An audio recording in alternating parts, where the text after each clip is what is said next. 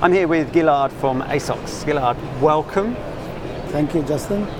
There's been a lot of talk in the industry about virtualization and fully virtualized networks, but where do you think we are in reality with that? How much work do we still need to do? Well, I think that virtual RAN means many things to many people, but when you really look at that, there's two fundamentally different topologies or use cases for virtual RAN. One is the macro networks, and these are, in my opinion, still far and remote in terms of opportunities, but the lion's share of carriers are really not at a position where they're willing to gamble on vRAN for their macro deployments. On the other hand, there is this new emerging market which everybody is chasing, which is called the enterprise market. And enterprises tend to live and operate in buildings and facilities. And for that use case, I can actually see a lot of traction and interest, both from the carriers, the software companies involved, the vendors. So if I would have to take a pick, I would say that vRAN will be more pervasive in the enterprise market, at least for the next few years, and then potentially as a second step, creep its way up to the macro networks. Okay, and you touched on the use cases there. I mean, what kind of unique use cases does a virtual RAN actually enable? Starting perhaps with the enterprise market, you know, what opportunities does it offer?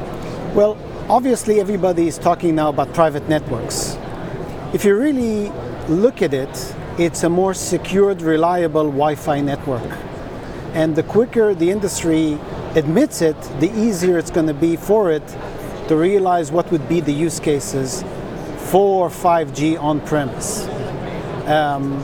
From vertical perspective, clearly markets which are still not using Wi-Fi because of reliability, such as industry and potentially healthcare, could be the first movers. And then potentially on the second step, your traditional corporate office applications.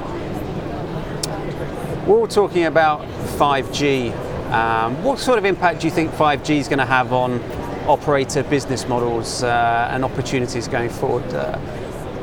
Well, you know, we're about a year into the hype. Yeah. So we're starting to see carriers admitting that consumers are not going to pay even a cent more for faster internet. Autonomous cars has been pushed by 5 to 10 years away. So really, if you really look at the impact of 5G, it's got to happen in the way businesses operate, the way you're going to link data lakes of information through AI or machine learning and maybe even blockchain.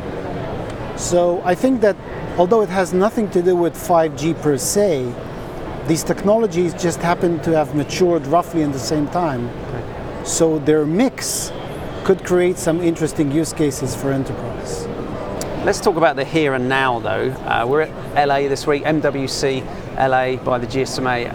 What is the company announcing this week perhaps? Have you got a new product to show off on the show floor? Yes, we're announcing Cyrus 2.0, which is a 5G, 4G on a single software stack. That software is running on VMware architecture, can be easily deployed on pretty much any CPU server in the market. That is one thing we're announcing. The other thing we're announcing is full compatibility to the O-RAN standard, more specifically the front haul part of it, which means in plain English you can pretty much just connect an Ethernet cable into our radios and they would operate immediately with the software. Well, best of luck with that new launch and have a great show. Thank you very much for joining us. Thank you very much, Justin.